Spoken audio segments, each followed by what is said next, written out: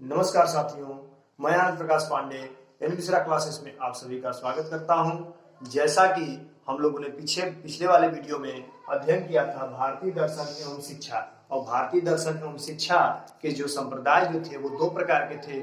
एक था नास्तिक संप्रदाय और दूसरा क्या था, आस्तिक संप्रदाय। तो नास्तिक संप्रदाय के बारे में हम लोगों ने अध्ययन कर चुके थे। आज वाले में हम लोगों ने अध्ययन करेंगे कि आस्तिक संप्रदाय क्या क्या होते हैं, और आस्तिक संप्रदाय 6 प्रकार के होते हैं, आपको हम बताए थे।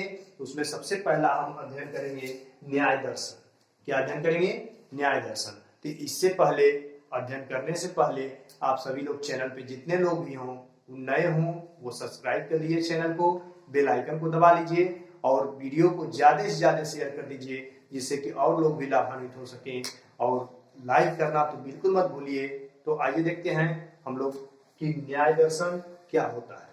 देखिए, न्याय दर्शन क्या होता है, सबसे पहले इसमें जान ले हम कि न्याय दर्शन के जो प्रतिपादक जो थे वो गौतम मुनि थे। कौन थे? गौतम मुनि थे। और न्याय दर्शन को 4 खंडों में विभाजित किया गया है। सबसे पहला पॉइंट आप याद करिए कि न्याय दर्शन के प्रतिपादक गौतम मुनि।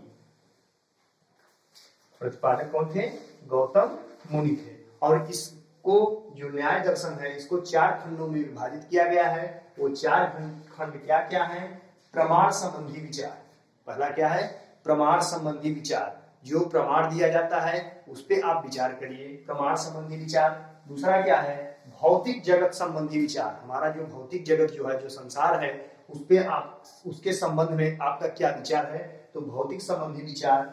तीसरा हमारा क्या है कि आत्मा तथा मोक्ष संबंधी विचार। जो हमारी आत्मा है, जो हमको मोक्ष प्राप्त होता है, उस संबंध में आपका विचार क्या है, वो हमको क्या बताता है? न्याय दर्शन बताता है। अगला क्या है कि ईश्वर संबंधी विचार। जो ईश्वर है, जो परमात्मा है, आत्मा परमात्मा यही सब चीजें तो दर्शन है। तो जो ईश्वर संबंधी जो है उससे आपका विचार क्या है, उससे संबंधी में आपका विचार क्या है। आगे देखिए क्या है कि यह मोक्ष प्राप्ति की ही बात करता है। जो न्याय दर्शन है वो क्या करता है? मोक्ष प्राप्ति की ही बात करता है। मोक्ष प्राप्ति करके ही संसार के दुखों से छुटकारा मिल सकता है। न्याय दर्शन जो है वो बताता है कि यह मोक्ष प्राप्ति की ही बात करता है। इसका मतलब है कि मोक्ष प्राप्त करके ही संसार के, मतलब संसार का जो कुछ भी दुख है, संसार के दुखों से छुटकारा मिल सकता है। इस दर्शन के अनुसार आत्मा ही अमर है। ये कहता है कि जो आत्मा हमारी, यहाँ देख रहे हैं ना, आत्मा तथा मोक्ष संबंधी विचार। तो जो हमारी आत्मा है वही क्या है? अमर है।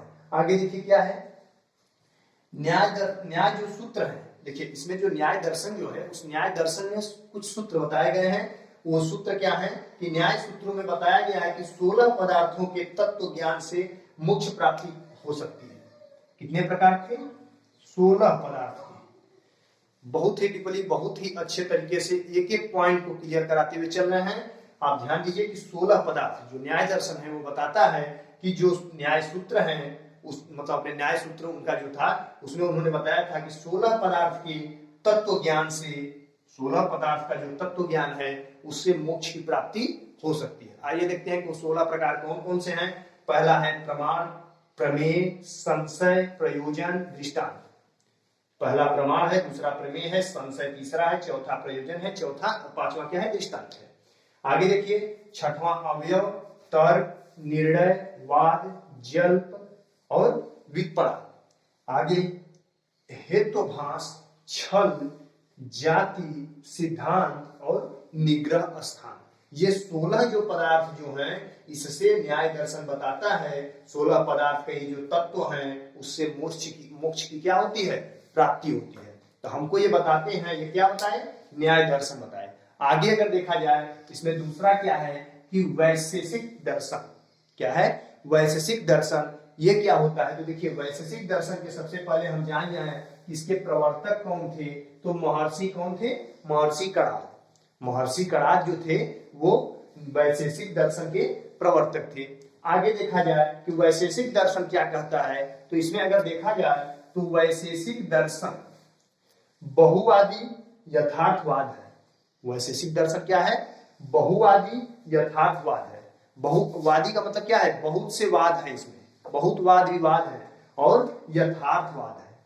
आगे क्या है? जो विश्व और आत्मा की विविधता पर बल देता है। हमारे विश्व जो है, विश्व में कितने क्या क्या हो रहा है, क्या वाद विवाद है, और आत्मा की विविधता पर, विश्व में बहुत से लोग कंफ्यूज हैं, ये आत्मा सत्य है, बहुत से भ्रम में लोग जी रहे हैं। तो वही कह रहा है कि आत्मा की विविधता पर बल देता है। आगे देखिए क्या है दूसरा पॉइंट, कि वैश्विक दर्शन का लक्ष्य मोक्ष की प्राप्ति है। देखिए न्याय दर्शन का भी लक्ष्य क्या था, मोक्ष की प्राप्ति, मोक्ष के संबंधित विचारधारा। विचार क्या है, वही वैशेषिक दर्शन भी कहता है कि वैशेषिक दर्शन का भी लक्ष्य मोक्ष की प्राप्ति है। ये दोनों न्याय दर्शन, इसमें याद करने का भी एक ट्रिक समझ लिया कि जो न्याय दर्शन और वैशेषिक दर्शन दोनों एक ही चीज कहते हैं। क्या कहते हैं, उनका लक्ष्य क्या है, उनका उद्देश्य क्या है, मोक्ष की प्राप्ति करना। तीसरा जो पॉइंट है वो क्या है, वैशेषिक दर्शन पदार्थों के ज्ञान से ही निश्रेय मोक्ष प्राप्ति का संकेत करता है। ध्यान दीजिए, इसमें भी 16 पदार्थ दिए गए थे। न्याय दर्शन था, उसमें भी क्या दिए गए थे, 16 पदार्थ के तत्व ज्ञान को बताया गया था। और इसमें भी देखिए क्या कह रहा है कि वैशेषिक दर्शन पदार्थों के ज्ञान से, इसमें भी किसकी बात हो रही है, पदार्थ की। किसकी बात हो रही है, पदार्थ की। तो दोनों लगभग सेम मिलते जुलते मिल रहे हैं। पदार्थों के ज्ञान से ही निश्रेय मोक्ष प्राप्ति का संकेत प्राप्त होता है। अगला क्या है, यह दर्शन पदार्थवादी या यथार्थवादी है। पहले ही बता दिए कि ये क्या है, ये भी पदार्थवादी ही है, पदार्थों का ही ज्ञान इसमें भी मिलता है हमको। तो वही कह रहा है कि यह दर्शन जो है, वैशेषिक दर्शन जो है, वो पदार्थवादी और यथार्थवादी है। अगला पॉइंट क्या है कि पदार्थ का ज्ञान होने से नाना प्रकार के दुखों की अज्ञानता को दूर करते हैं। जब हमको पदार्थ, जब हमको तत्व का ज्ञान होता है तो हम किसका, नाना प्रकार के जितने भी प्रकार के दुख हमको हैं, वो सभी दुखों से हम क्या हो सकते हैं, मुक्त हो सकते हैं, छुटकारा मिल जाती है। वही क्या कह रहा है कि अज्ञानता दूर होती है। अगला पॉइंट, अज्ञानता का नाश होने से मोक्ष की प्राप्ति संभव है।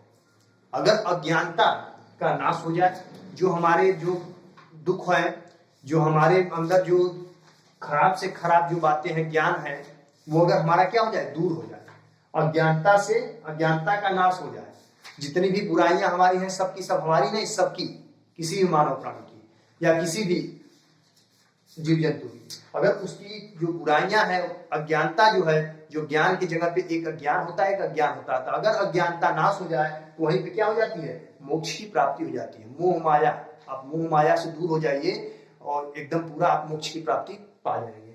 ये सब क्या है, हमारे पिताजी हैं, हमारी मम्मी हैं, हमारे पापा हैं, ये सब क्या है, मोह माया ही तो है। भाई हैं, बहन हैं, पास पड़ोस हैं, मित्र हैं, ये सब मोह माया है। ये सब मोक्ष कभी प्राप्त नहीं दिला सकता है।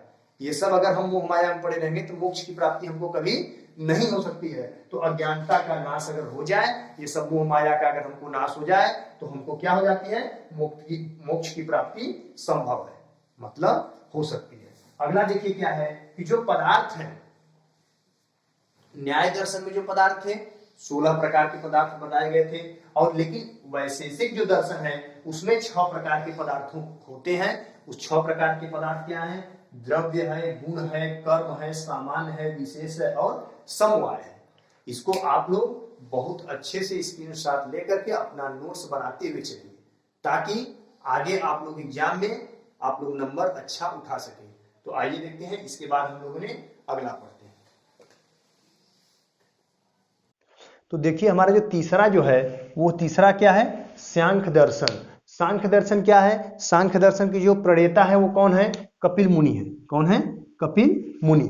सांख्य दर्शन हमारा तीसरा जो दर्शन है, आस्तिक संप्रदाय, आस्तिक संप्रदाय के तीसरा जो दर्शन है वो सांख्य दर्शन है, और सांख्य दर्शन के प्रणेता कौन है, कपिल मुनि है। इसके आगे अगर हम देखें तो सांख्य दर्शन क्या कह रहा है कि सांख्य दर्शन के अनुसार प्रकृति को जड़, जो हमारी जो प्रकृति है उसको जड़ माना गया है। क्या माना गया है, जड़ माना गया है। प्रकृति को जड़ तथा पुरुष को चेतन तत्व माना गया है। प्रकृति ही हमारी जड़ है और जो पुरुष है वो क्या है, हमारा चेतन तत्व है। आगे देखिए अगला पॉइंट क्या कह रहा है कि सांख्य दर्शन ज्ञान प्राप्ति करने के 3 साधन माने गए हैं। जो सांख्य दर्शन है, सांख्य दर्शन में ज्ञान प्राप्ति कैसे होती है उसके 3 साधन माने गए हैं। वो 3 साधन क्या क्या हैं, पहला अनुभव है, दूसरा अनुमान है और तीसरा शब्द है। अनुभव आपको मिलेगा, अनुमान आप लगाएंगे और कुछ उसके शब्द के माध्यम से आप ज्ञान प्राप्त कर सकते हैं। क्लियर हो रही बातें। अगला पॉइंट आप ध्यान दीजिए, सांख्य दर्शन के अनुसार संसार में 3 प्रकार के दुख हैं। 3 प्रकार के क्या माने गए थे साधन ज्ञान प्राप्त करने के, और 3 प्रकार के यहाँ क्या है, संसार में 3 प्रकार के दुख हैं। वो दुख क्या है, भौतिक, आध्यात्मिक और अधिदैविक। जो भौतिक दुख है, आध्यात्मिक दुख है और उसके बाद क्या है अधिदैविक दुख है। आप लोग को अच्छा लग रहा है, आप लोग एक कमेंट जरूर प्यारा सा करिए। आगे देखिए चौथा पॉइंट क्या है कि इस दर्शन के अनुसार मनुष्य के जीवन का अंतिम लक्ष्य मोक्ष की प्राप्ति है। पिछला 2 पढ़े थे उसमें भी मोक्ष की प्राप्ति ही था, उसमें भी जो दर्शन जो थे उसका भी लक्ष्य क्या था, मोक्ष की प्राप्ति। सांख्य दर्शन का भी लक्ष्य क्या है, मोक्ष की प्राप्ति, मोक्ष की प्राप्ति। अगला देखिए क्या कह रहा है कि सांख्य दर्शन के कुल 25 तत्व हैं। सांख्य दर्शन के कितने तत्व हैं, 25 तत्व हैं। ये सब एक एक पॉइंट को आप लोग याद करते रहिए, पेपर में आप लोग को पूछेगा, छोड़ना नहीं है। आगे देखिए क्या कह रहा है कि सांख्य दर्शन को द्वैतवादी दर्शन भी कहा जाता है या कहा गया है। कौन सा वादी, द्वैतवादी, हमेशा दुविधा, थोड़ा सा जो द्वैतवादी होता है ना, दो मत पे चलना, तो सांख्य दर्शन को द्वैत दर्शन भी कहा गया है, कहते हैं। अगला देखिए चौथा जो दर्शन है, वो चौथा दर्शन क्या है, योग दर्शन। योग दर्शन आप लोग बहुत ही अच्छे तरीके से परिचित होंगे, योग हमेशा आप लोग योग करते भी होंगे, और योग दर्शन के जो हमारे प्रणेता हैं उनको भी आप लोग जान रहे हैं, क्या है, महर्षि पतंजलि। महर्षि शायद भूल गए होंगे, लेकिन पतंजलि तो बहुत आजकल फेमस है। कौन है, तो आप लोग पतंजलि, महर्षि पतंजलि, योग दर्शन के प्रणेता महर्षि पतंजलि हैं। इसमें देखिए योग दर्शन क्या कह रहा है कि योग दर्शन का प्रमुख ग्रंथ योग सूत्र है। जो योग दर्शन है उसका प्रमुख जो ग्रंथ है योग सूत्र है। अगला क्या है कि योग दर्शन के अनुसार सृष्टि प्रकृति, योग दर्शन के अनुसार सृष्टि प्रकृति पुरुष के संयोग से निर्मित है। जो पुरुष है उसका जब संयोग है तो उससे क्या है, निर्मित है। योग दर्शन के अनुसार सृष्टि प्रकृति, जो हमारी सृष्टि की जो प्रकृति है वो पुरुष के संयोग से ही निर्मित होती है। अगला क्या कह रहा है कि योग का शाब्दिक अर्थ होता है समाधि। जो हमारा जो योग है उसका शाब्दिक अर्थ ही होता है, क्या होता है, समाधि होता है। योग का उद्देश्य है आत्मा के यथार्थ स्वरूप की प्राप्ति। योग का जो उद्देश्य है, योग का आत्मा के यथार्थ स्वरूप मतलब पूरा एकदम विस्तृत स्वरूप की प्राप्ति, और चित्त वृत्त, और क्या है, यह चित्त वृत्त निरोग से ही संभव है। जो हमारे चित्त जो चेतना होती है उसके निरोग से ही क्या है, ये संभव है। अगला पॉइंट देखिए क्या है कि योग के 8 अंग माने जाते हैं। देखिए इसमें क्या थे, सांख्य दर्शन के 25 तत्व थे और योग के 8 अंग माने जाते हैं। वो 8 अंग क्या क्या हैं, आइए देखिए, यम, नियम, आसन, प्राणायाम, प्रत्याहार, धारणा, ध्यान और उसके बाद समाधि। जो हम योग करते हैं वो नियम से, आसन से, प्राणायाम से, प्रत्याहार से, धारणा से, ध्यान से और समाधि के द्वारा। तो इसके कितने अंग हो गए, 8 अंग हो गए। एक एक पॉइंट को एकदम नोट करते हुए चलिए, याद करते हुए चलिए। योग दर्शन में आचरण, व्यवहारिकता तथा अभ्यास को विशेष महत्व दिया जाता है। योग जितना ही अभ्यास करेंगे, जितना ही हम रोज का प्रतिदिन, दिन प्रतिदिन अगर हम किसी भी चीज को अभ्यास कर रहे हैं, जैसे हम अगर पढ़ाई कर रहे हैं, दिन प्रतिदिन हम एक ही चीज को पढ़ने का प्रयास करते हैं, एक ही चीज पढ़ रहे हैं, तो हमारे चित्त में, हमारे मस्तिष्क में बैठ जाता है। तो वही कह रहा है कि योग दर्शन में आचरण, आपका जो व्यवहार है तथा अभ्यास को विशेष महत्व दिया जाता है। आपका व्यवहार, आपका आचरण अच्छा हो जाएगा। आप प्रतिदिन अगर अच्छे लोगों से मिल रहे हैं तो आपका आचरण अच्छा होगा, आपका व्यवहार अच्छा होगा। आप प्रतिदिन अभ्यास कर रहे हैं, आप योगा कर रहे हैं, तो योग से क्या होता है, इसमें तो आचरण और व्यवहारिकता तथा अभ्यास को विशेष महत्व दिया गया है। आगे देखिए क्या कह रहा है 7वां पॉइंट कि पशु प्रवृत्तियों, जैसे कुछ मानव जो हैं वो पशुवत व्यवहार करते हैं, तो वही कह रहा है कि पशु प्रवृत्तियों को देव अवस्थाओं में बदल देने वाले मानसिक उपचार का नाम ही योग है। कुछ लोग जैसे क्या होते हैं, दुर्व्यवहार करते हैं, तो जो वैसे जो लोग होते हैं उनको पशुवत देखा जाता है, उनको पशु के समान समझा जाता है। जैसे पशु को कुछ नहीं ज्ञान होता है, उसी समान तो पशु प्रवृत्तियों के जो मानव जो होते हैं उनको देव अवस्थाओं में, देव अवस्थाओं मतलब अच्छे संस्कार में, उनको बदलने अवस्था में बदलने वाले मानसिक उपचार, उनका मानसिक आप बदल दे रहे हैं, उसी को नाम, उसका नाम ही क्या कहलाता है? योग है। तो हम लोगों ने क्या अध्ययन किया? सांख्य दर्शन और योग दर्शन। अगला आइए देखते हैं। देखिए जो पांचवा है मीमांसा दर्शन। क्या है? आस्तिक संप्रदाय का जो पांचवा जो दर्शन है वो है मीमांसा दर्शन। मीमांसा दर्शन में देखिए क्या है कि मीमांसा दर्शन वेदों को ही प्रमाण मानते हैं।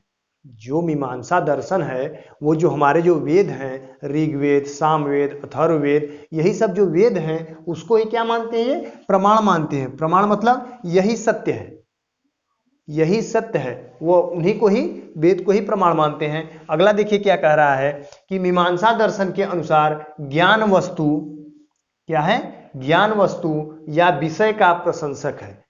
जो ज्ञान हमारे पास होगा, जिस विषय के हम प्रशंसक होंगे, जिस विषय का हमारे पास ज्ञान होगा उसी के हम क्या होंगे?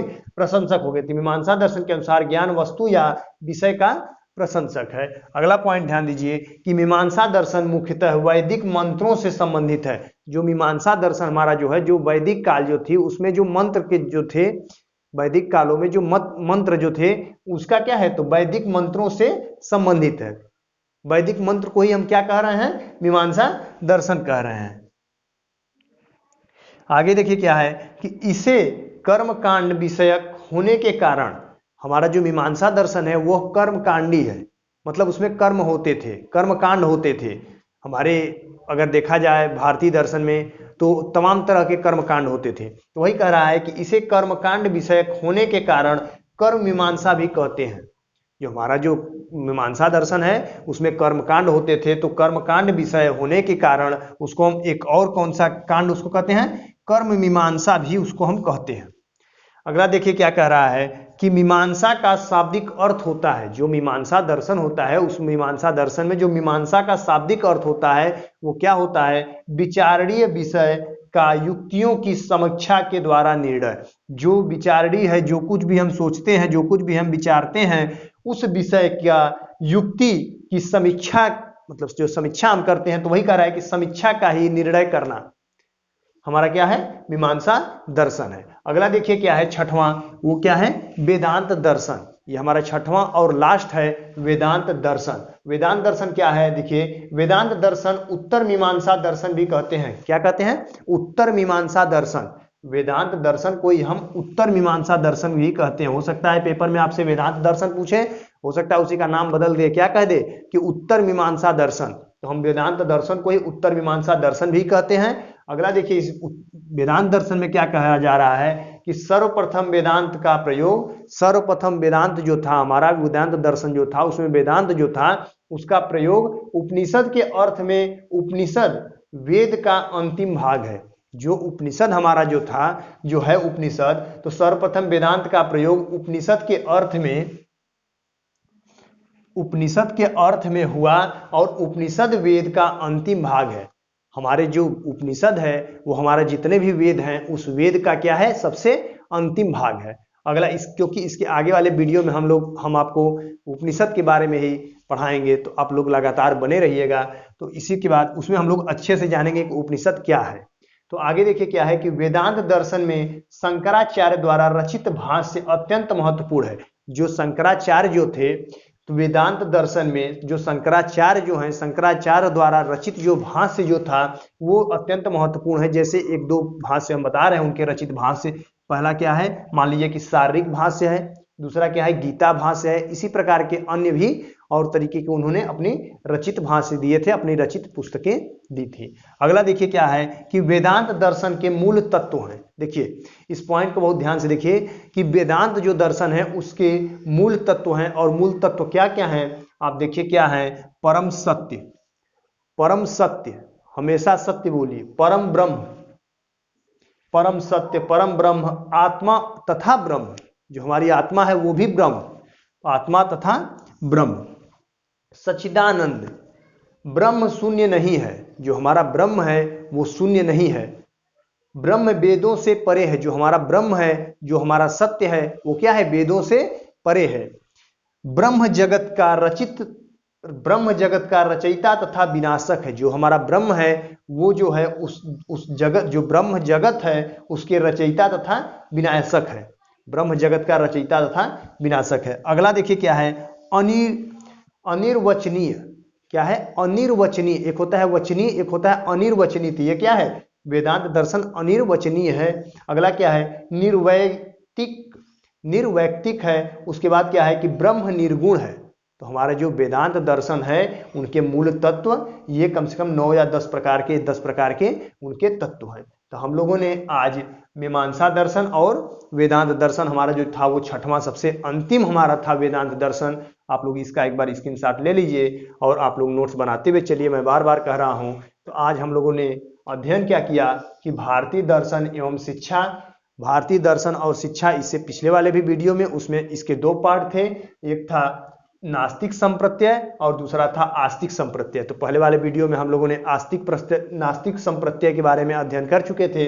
आज हम लोगों ने आस्तिक संप्रत्यय के बारे में हम लोगों ने अध्ययन किया। तो आप लोग इस वीडियो को ज़्यादा से ज़्यादा शेयर कर दीजिए। चैनल पे जितने भी लोग नए हों वो चैनल को सब्सक्राइब कर लीजिए, बेल आइकन को दबा लीजिए, जिससे कि आगे आने वाली वीडियो आप लोगों तक पहुंचती रहे। वीडियो अगर अच्छा लगा हो, हेल्पफुल आप लोग के लिए है, तो वीडियो को लाइक कर दीजिए। आप अपना प्यार हमको बनाए रहिए। इसी के साथ